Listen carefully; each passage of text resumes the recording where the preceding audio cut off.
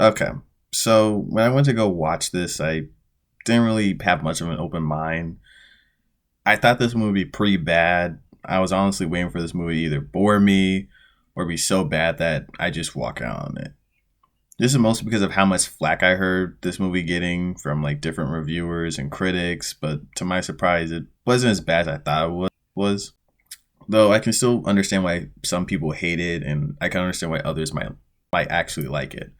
As for me, well, let's just get into the movie. Joker 2 is the sequel to 2019 film Joker, directed by Todd Phillips, and starring Joaquin Phoenix as Arthur Fleck, aka the Joker. Kind of.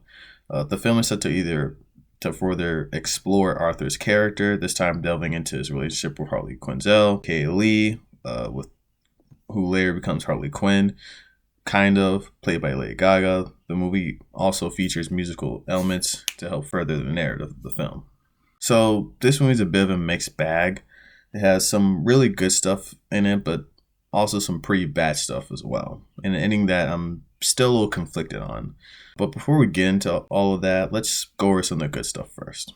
For one, I like how this film handles the fall of the first movie, how people react and are affected by Arthur's actions as the Joker, from people getting chased out the city by rabid Joker fans because how they perceive them to have negatively affected Arthur with bad press, from mental diagnosis, interviews with Arthur. It just feels very realistic in that sense. There's also a particular scene on how someone was essentially traumatized by Arthur's actions. It's easily one of the best scenes in the film, and it's something we'll be going back to later. Joaquin Phoenix is honestly just as good as he was in the first film. Even if you have problems with the film itself, Joaquin Phoenix is just an overall positive for the movie. Lady Gaga was also great. She really played into the obsessed fangirl aspect of her character. The chemistry between them wasn't bad either, especially for what they were going for. With Lee and Arthur connecting with each other earlier into the film, making them feel like she actually gets him. Now, as for the music, I'm not much of a musical guy. I don't hate musicals, but I'm not going to actively look for one. But the music scenes in the film were pretty good, which isn't really a surprise considering they have Lady Gaga. The musicals also helped show Arthur's current state of mind throughout the film, from him being in love to him feeling maybe like a little murdery and so on. Now, that being said, it's time to talk about some of the more negative and somewhat complex aspects of the film. But before that, I will warn you, I am going to spoiler territory, so if you care about spoilers, skip to this timestamp. So, by the second half of the film, Lee's revealed to be a bit of a shallow character. Arthur essentially reverts to how he was in the beginning of the first film. He loses the girl, gets rejected by his supporters, and unceremoniously gets shanked to death in a hallway. It's also implied that apparently he was never the real Joker to begin with and was just the guy that stabbed him. So there's a lot to unpack here. Let's start with the small stuff and kind of work our way up. As I said before, Lady Gaga plays the role really well, but the character itself, Lee, doesn't have much substance. Lee originally related to Arthur in the beginning of the film, and being in an abusive household and being sent to a psych ward. But later on in the film, it's revealed that she actually lied and is really just a rich girl psychologist that lives with her parents and commit herself to a psych ward in the first place. This is fine, but the film never really explains her obsession with the Joker persona.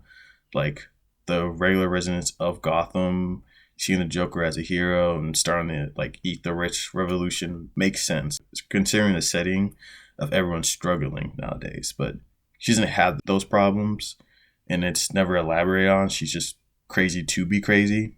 Now, time to address the elephant in the room. Arthur rids himself of the Joker identity after he gets sexually assaulted by a couple of prison guards because he insulted them like during his courtroom trial on live television. This honestly just came out of nowhere.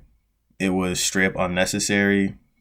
The scene before this showcases Gary Puddles, the short guy in the first film that was actually nice to Arthur, just pouring his heart out to him about how him killing the fat guy in the first film really traumatized him and made him feel small. And in that moment, you can kind of see Arthur hesitating, kind of feeling bad for Gary and for what he's done to him. Like, even the next musical sequence, Arthur still imagines Gary in a positive light and him being like his wingman when he's like imagining himself marrying Lee. But instead of using that as the main catalyst for his change of mind, they just take him out back and just rape the Joker out of him. Like, what kind of message does that send the audience? Like, if someone is mentally ill or some criminal, like, all you gotta do is just sexually assault them and it'll straighten them out. Like, that just seems so wrong. But I digress. Now, let's talk about Arthur's journey and what's ultimately so conflicting about the film to me. So, on one hand, you had the ending of the first film with Arthur seemingly fully embracing the Joker persona, with him killing some innocent psychiatrist and running away from security and kind of just basking in like the chaos of like burning down the city and all that other stuff. Joker 2 seems to somewhat retcon this, mainly like just the ending of the first film. But regardless, it still shows like a serious change in his mindset.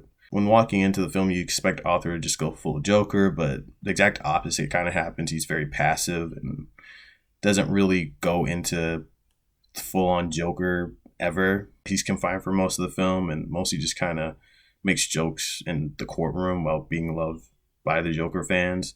And he throws the Joker persona away. On top of that, it's heavily implied that he wasn't even Joker to begin with. People being upset about this is completely reasonable.